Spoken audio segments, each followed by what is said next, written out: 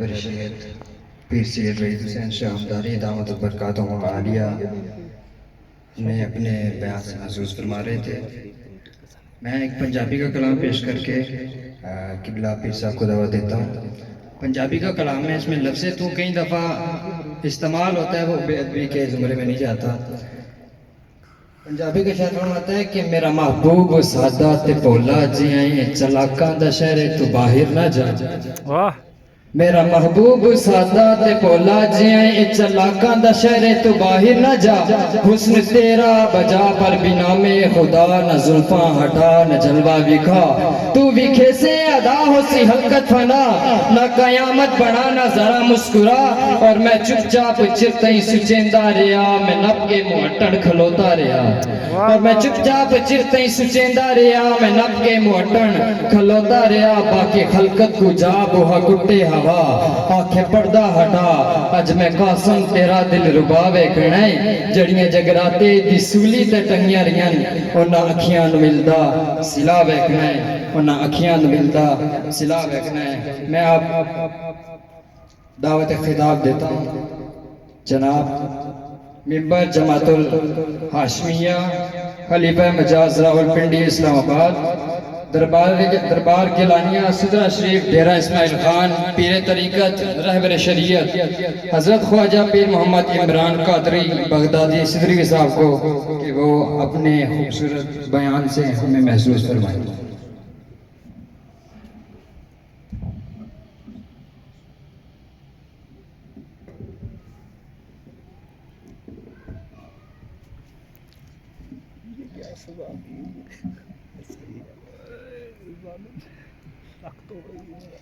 اعوذ باللہ من الشیطان الرجیم، بسم اللہ الرحمن الرحیم۔ رب اشرح لی صدری ویسر لی امری واحلل عقدۃ من لسانی یفقہوا قولی۔ الصلاۃ والسلام علیک یا سیدی یا رسول اللہ، الصلاۃ والسلام علیک یا سیدی یا حبیب اللہ، الصلاۃ والسلام علیک یا سیدی یا رحمت للعالمین۔ اللہ رب العزت کا احسان عظیم، اس نے ہمیں محفل ذکر و نعت عطا کی، مل بیٹھنے کی توفیق بخشی۔ اللہ پاک ہمیں اس محفل کے فیض و برکات سے مستفیض فرمائے۔ پیر طریقت رہبر شریعت منبع رشد و ہدایت قبلہ سید وحید حسین شاہ ہمدانی چشتی گولڑی، جتنی تعریف کی جائے یقیناً وہ کم ہے پیر صاحب کی۔ اتنا خوبصورت بیان، اتنے خوبصورت الفاظ کہ یقیناً قبلہ پیر صاحب کی موجودگی میں میرا بیان کرنا کوئی معنی نہیں رکھتا۔ پیر صاحب نے یقیناً جتنا بیان کیا اتنے خوبصورت الفاظ ہیں کہ جتنی تعریف کی جائے یقیناً وہ کم ہے۔ صرف حاضری کے لیے چند میں بھی الفاظ پیش کر دیتا ہوں کہ اللہ رب العزت کا احسان عظیم کہ یہ سادات گھرانہ میرے جیسے ناچیز کی خوش قسمتی میں اپنی سمجھتا ہوں کہ اس خوبصورت محفل میں مجھے حاضری کا شرف ہوا، مجھے بلایا، دعوت دی گئی، بلایا گیا۔ ساتھیو، نبی کریم علیہ السلام کا فرمانے علی شان کہ دو بھاری چیزیں چھوڑ کے جا رہا ہوں، اس معاملے میں اللہ سے ڈرنا۔ کیا؟ قرآن اور اپنی اہل بیت۔ میں افسوس ہوتا ہے اور دکھ ہوتا ہے، بہت سب کی بات نہیں کر رہا، ٹھیک ہے، یہ مثلا علماء بھی بیٹھے ہیں، ٹھیک ہے، سب کی بات نہیں کر رہا، ان لوگوں کی بات کر رہا ہوں جنہوں نے زیادتی کی ہے۔ اب میں اتنا بڑے ہم ہو گئے، لیکن یہ محبت ہمیں قرآن تو ممبر سے ملا، اہل بیت کی محبت کوئی نہیں ملی، ٹھیک ہے، اور الحمدللہ یہ محبت ہمیں اپنے پیر خانے سے ملی۔ یہاں بھی قربان جاؤں حسنی حسینی سید۔ تو یہ جو میں نے بات کی، اس کو آپ میرے آقا جی کے فرمان کو آپ یاد رکھیے گا، کیا؟ قرآن اور اپنی اہل بیت۔ اور آقا جی نے کیا فرمایا کہ یہ دونوں میرے ساتھ تشریف لائیں گے، قرآن اور اہل بیت دونوں، ٹھیک ہے، اور یہ قیامت تک ایک دوسرے سے جدا نہیں ہوں گے۔ ساتھیو، جہاں بھی سادات ہوں، بس آپ سے یہی گزارش کروں ان کا ادب کرنا، سید زادے کو نہ دیکھیں، پیچھے یہ تو دیکھیں، نسل تو دیکھیں، نبی کریم علیہ السلام کو تو دیکھیں، تو کہیں بھی سادات میں سے کچھ ملے تو کوشش کیا کریں کہ ان کا ادب کریں، ان کو عزت دیں، ٹھیک ہے؟ اور یہ کوئی آپ ان پہ احسان نہیں کر رہے، ٹھیک ہے؟ کیونکہ آپ نبی کریم علیہ السلام کی طرف دیکھ رہے ہیں، ٹھیک ہے؟ تو جس نے یقیناً آقا جی کی اولاد کی قدر کی، محبت سے پیش آیا، یقیناً میرا اللہ رب العزت سے خوش ہے، میرے آقا جی جو خوش ہیں تو اللہ بھی خوش ہے، تو اس چیز کا آپ ہمیشہ دھیان رکھا کریں۔ اب کچھ لوگوں کا یہ نظریہ ہے کہ ہم نبی کریم علیہ السلام سے اتنی زیادہ محبت کرتے ہیں، اتنا ان کو استغفر اللہ معاذ بھی پڑھاتے ہیں کہ اللہ رب العزت کے برابر کر دیتے ہیں۔ یہ جو ہم میلاد منا رہے ہیں نا، الحمدللہ ہم سب سے بڑے توحیدی ہیں، جو بھی میلاد منا رہا ہے وہ سب سے بڑا توحیدی ہے، کہ وہ اعلان کر رہا ہے کہ تو میلاد اس کا منایا جاتا ہے جو پیدا ہوا ہو۔ اب نبی کریم علیہ السلام، ہمیں پتہ ہے ہمارا جو نبی ہے، نبی کریم علیہ السلام آپ پیدا ہوئے ہیں، ٹھیک ہے؟ اور جو پیدا ہوتا ہے یقیناً وہ اللہ رب العزت کے برابر تو نہیں ہو سکتا، ٹھیک ہے؟ بس ایک چیز جو میں ہر جگہ بیان کرتا ہوں، جو ضروری سمجھتا ہوں، کہ اللہ رب العزت وحدہ لا شریک ہے، صرف ایک چیز کا آپ دھیان رکھیں، نبی کریم علیہ السلام اللہ پاک نہیں ہے، بس یہ فرق ہے، باقی سب کچھ نبی کریم علیہ السلام ہی ہے۔ جب یہ عقیدہ ہوگا، یہ ایمان، یہ جہاں تک محبت پہنچے گی، پھر ہم ایمان والے کہلائیں گے، نہیں تو ہم بے ایمان ہیں۔ سیدنا فاروق اعظم رضی اللہ تعالیٰ عنہ نبی کریم علیہ السلام نے پوچھا، اے عمر کتنی محبت کرتے ہو مجھ سے؟ تو قربان جاؤں آپ فرماتے ہیں کہ یا رسول اللہ، اپنے مال اولاد ماں باپ سب سے زیادہ، ایک اپنی جان نہیں باقی ہر چیز سے زیادہ آپ سے محبت کرتا ہوں۔ تو آقا کریم علیہ السلام نے کیا فرمایا کہ اے عمر ابھی بھی آپ کا ایمان مکمل نہیں ہے۔ جب فرمایا نا سیدنا فاروق اعظم نے کہ یا رسول اللہ اب اپنی جان سے بھی بڑھ کے آپ سے محبت کرتا ہوں، تو پھر آقا جی نے فرمایا اے عمر اب آپ کا ایمان مکمل، ٹھیک ہے؟ تو ہم ایمان والے تب کہلائیں گے جب نبی کریم علیہ السلام کے سے بے انتہا درجے کی جب محبت کریں گے تو پھر ہم ایمان والے کہلائیں گے۔ اب ساتھیو کہیں سے بھی نبی کریم علیہ السلام کا طریقہ پتہ چلے نا، کوشش کریں، ایک ایک کر کے کوشش کریں، آہستہ آہستہ انشاءاللہ اس میں محبت جیسے جیسے وہ اندر بڑھتی جائے گی نا، اس کی چنگاری وہ لگتی جائے گی، تو انشاءاللہ پابندی آپ کرتے جائیں گے۔ کوشش کریں، جو کوشش کریں گے تو یقیناً کرم ہی کرم ہے، اللہ رب العزت کے لیے ان کی طرف سے آسانی ہی آسانیاں ہیں۔ بس یہی پیغام دیتا ہوں جو میں نے دے دیا ہے کہ کہیں بھی میرے آقا جی کی اولاد ملے، آقا جی کا کوئی بھی صاحبزادہ صاحبزادی آقا جی کی اولاد میں سے کوئی بھی ملے، اس کا ادب کرنا، اس کا احترام کرنا، یقیناً یہ ادب اور احترام یہ آپ کو جنت میں لے جائے گا انشاءاللہ۔ تو بس آقا جی کے طریقے پہ چلتے رہیں، نبی کریم علیہ السلام کی بات کرتے رہیں، اہل بیت کی بات کرتے رہیں۔ میرے آقا جی کے سارے صحابہ افضل ہیں، لیکن نبی کریم علیہ السلام کا فرمان بھی اپنی جگہ قائم ہے، ٹھیک ہے؟ تو سارے افضل ہیں، سارے ہمارے سر آنکھوں پہ، لیکن اہل بیت جو ہے یہ معاملہ کچھ اور ہے، ٹھیک ہے؟ میرے آقا جی کے جتنے صحابہ ہیں، سیدنا ابوبکر صدیق، سیدنا فاروق اعظم، سیدنا عثمان غنی، سیدنا مولا علی شیر خدا رضی اللہ تعالیٰ، سارے ہمارے سر کا تاج ہیں، ٹھیک ہے؟ لیکن میں نے سب کو پڑھا ہے، جب آتی ہے نا مولا علی کی باری تو میں دیکھتا ہوں وہ سسٹم ہی کچھ اور ہے، نظام ہی کچھ اور ہے، ٹھیک ہے؟ تو میں پھر کہہ رہا ہوں، مجھ پہ کوئی مثلا اکثر یہ بچے وہ سینڈ کر دیتے ہیں نا، پورے میڈیا میں چلی جاتی ہے، مجھ پہ کوئی فتویٰ نہ لگائے، میں سب کا چاہنے والا ہوں، ٹھیک ہے؟ لیکن جب میں پڑھتا ہوں نا حضرت علی مولا علی شیر خدا رضی اللہ تعالیٰ وہ معاملہ کچھ اور ہے۔ میں کہہ رہا ہوں نا سارے صحابہ افضل ہیں، ٹھیک ہے؟ لیکن جہاں علم کی بات آئے گی، ولایت کی بات آئے گی، تو میرے آقا جی کا وہ فرمان یاد رکھیں، میں علم کا شہر ہوں اور علی دروازہ، ٹھیک ہے؟ اور قربان جاؤں سیدنا ابو طالب علیہ السلام، جتنی تعریف کی جائے وہ کم ہے. بے شک سبحان اللہ. جو مرضی کہے کوئی, ہمیں اس سے کوئی مطلب نہیں ہے. میں یہی کہتا ہوں, قربان جاؤں آپ ایمان والے.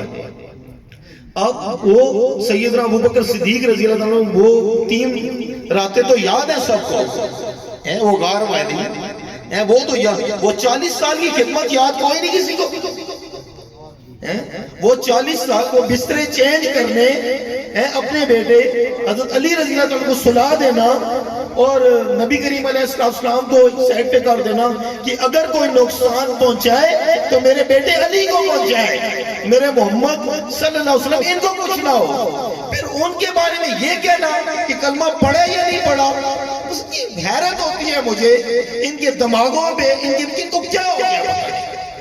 وہ پیر نصیر الدین شاہ صاحب فرمان جاؤں, ان کو میں نے سنا, وہ کیا فرماتے ہیں, وہ کا جو سٹائل ہے پنجابی کا, کہ نہ آکھو کہ ابو طالب مومن نہیں ہے, اور کوئی حدیث اتنے دلے ہو گئے. کیوں پیر صاحب کیا فرماتی ہیں, او کوئی حدیث اتنے دلے ہو گئی نہیں, انج نہ آکھو کہ ابو طالب مومن نہیں ہے. تو اس چیز کا, اب جس ہستی نے میرے آقا جی کا نکاح پڑھایا, نکاح کا پہلا خطبہ ہی کیا ہے, الحمدللہ رب العالمین, کیا وہ تو عیدی نہیں تھے؟ اور پہلا میلاد وہ بھی سیدنا ابو طالب علیہ السلام ان کے گھر میں ہوا, اور سارے لنگر کا اہتمام بھی انہوں نے کیا. اب 9 سال کی عمر میں بچہ خود مختار نہیں ہوتا. جب وہ اعلان نبوت کیا نا, تو اثر و رسوخ والے سارے خلاف ہو گئے نا. تو اس وقت جب نبی کریم علیہ السلام گھر تشریف لائے اور حضرت علی رضی اللہ عنہ, آپ کی عمر ماری کتنی ہے, 9 سال, تو فرمایا اے علی دعوت کا بندوبست کرو, سب کو کھانے کا بندوبست کرو, سب کو دعوت دو. تو اب 9 سال کی عمر میں بچہ خود مختار نہیں ہوتا, ٹھیک ہے. اب یقیناً دعوت دی گئی, اور کھانے کا اہتمام کس نے کیا, سیدنا ابو طالب علیہ السلام نے کیا, ٹھیک ہے. اور آج بھی وہ تاریخ میں باتیں لکھی ہوئی ہیں, بکرے کی رانے اور دودھ کے کٹورے وہ سارے رکھ کے پھر کہا آئے محمد صلی اللہ علیہ وسلم آئے بیان کریں. پھر پہلے دن, دوسرے دن, تیسرے دن جب یہ ہوا تو خود سیدنا ابو طالب آپ نے کھڑے ہو کے کہا کہ آپ کی باتیں سن کر یہ ہمیں اتنی اچھی لگی ہیں کہ آج کے بعد اس معاملے میں آپ کا ساتھ دینا اہم فریضہ ہے ہمارا. سبحان اللہ. اس ہستی کے بارے میں یہ کہا جائے کہ انہوں نے کلمہ پڑھا ہے یا نہیں, وہ پہلے آپ اپنا خیال کرو, آپ نے کلمہ کس وقت پڑھا ہے. کوئی بھی اب جتنے ہیں, کوئی اب سب کو پتہ ہے کہ آپ نے کلمہ کس وقت پڑھا ہے. کوئی پیدا ہی ہم مسلمان کے گھر میں ہوئے تو ہمیں تو نہیں پتا ہم نے کلمہ کس وقت پڑھا. پڑھ لیا ہے لیکن پتہ تو نہیں کس وقت پڑھا ہے. تو یہ عجیب بات لگتی ہے ان کی کہ انہوں نے کلمہ کب پڑھا. استغفر اللہ. بھئی اس ہستی کے بارے میں تو انشاءاللہ کرو جس نے ہر موقع پہ نبی کریم علیہ السلام کے لیے اپنا سینہ پیش کیا اور للکار کے کفار کو کہا کہ اس بھول میں نہ رہنا, جب تک ابو طالب کے وجود میں روح ہے, جان ہے, تو محمد صلی اللہ علیہ وسلم کا کچھ نہیں بگاڑ سکتے. اس ہستی کے بارے میں یوں کہنا کہ وہ مومن ہے یا نہیں, مسلمان ہے یا نہیں, بس شرم آنی چاہیے ان کو, ٹھیک ہے.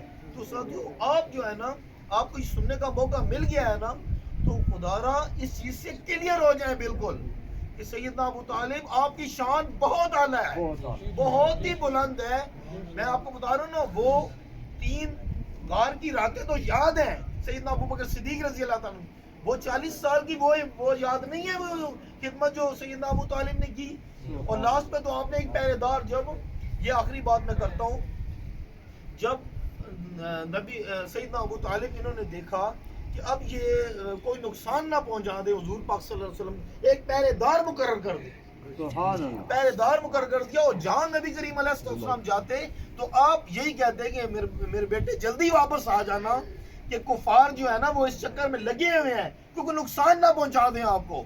تو آپ پھر ایک دن آپ لیٹ ہو گئے. جب لیٹ ہوئے تو قربان جاؤں آپ نے کیا کیا کہ جتنے بڑے زیادہ دیر ہوگی تو آپ زیادہ پریشان ہوئے, آپ کو فکر لاحق ہوئی, آپ نے بندے بھی بھیج دیے کہ پتہ کریں کہ محمد صلی اللہ علیہ وسلم کدھر ہیں. تو اس وقت آپ نے پھر جو ہے جب وہ نہیں پتہ چلا تو پھر آپ نے بھیجا ادھر اپنے قاصد بھیجے کہ جاؤ جتنے بڑے سردار ہیں سب کو بلا لو. سب کو بلا دیا اور ایک سائڈ پہ اپنے بندے کھڑے کر دیے, تلواریں دے کے اور چادریں کروا دی کہ اگر انہوں نے میرے بیٹے محمد صلی اللہ علیہ وسلم کو نقصان پہنچایا تو آج ان میں سے کوئی ایک سردار بھی زندہ نہ جائے, سب کی گردن اڑا دینا. سبحان اللہ. ٹھیک ہے. اور جب اب سارے جمع ہو گئے تو اس وقت جس وقت آواز فرمانے لگے تو اتنے میں پیچھے سے ایک اس وقت وہ آئے تو انہوں نے کہا جی محمد صلی اللہ علیہ وسلم خیریت سے ہیں اور تشریف لے آئے ہیں. پھر بھی قربان جاؤں آپ نے للکار کے کہا ان کو, اس کو کہا چادریں اتارو اور تلواریں بلند کر کے دکھاؤ, اور پھر کہا کہ یہ دیکھ لیں اگر میرا بیٹا محمد صلی اللہ علیہ وسلم نہ آتا, تم میں سے کسی نے ان کو نقصان پہنچایا ہوتا تو یاد رکھو آج ایک بھی زندہ سلامت نہ جاتا. ٹھیک ہے. اس ہستی کے لیے یہ کہنا کہ وہ مومن ہے یا نہیں, مثلا عجیب بات لگتی ہے. ٹھیک ہے. تو یہ مثلا آپ صرف کسی جاہل بندے کے سامنے باتیں کریں نا جس کو علم نہیں ہے تو وہ بھی کہے گا کہ دماغ خراب ہو گیا ان کا. ٹھیک ہے. اب تاریخ کا بہت سارا حصہ جو روایات کا آیا نا ہمارے پاس وہ ایز اٹ از نہیں آیا. بہت ساری روایات پیچھے اور جگہ وہ نہیں پہنچی ہم تک.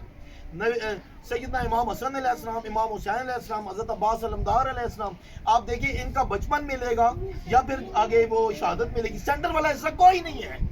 ٹھیک ہے. وہ بہت سارا مواد وہ اٹھا دیا گیا جو پیچھے, میں اب اس ڈیٹیل میں نہیں جانا چاہتا.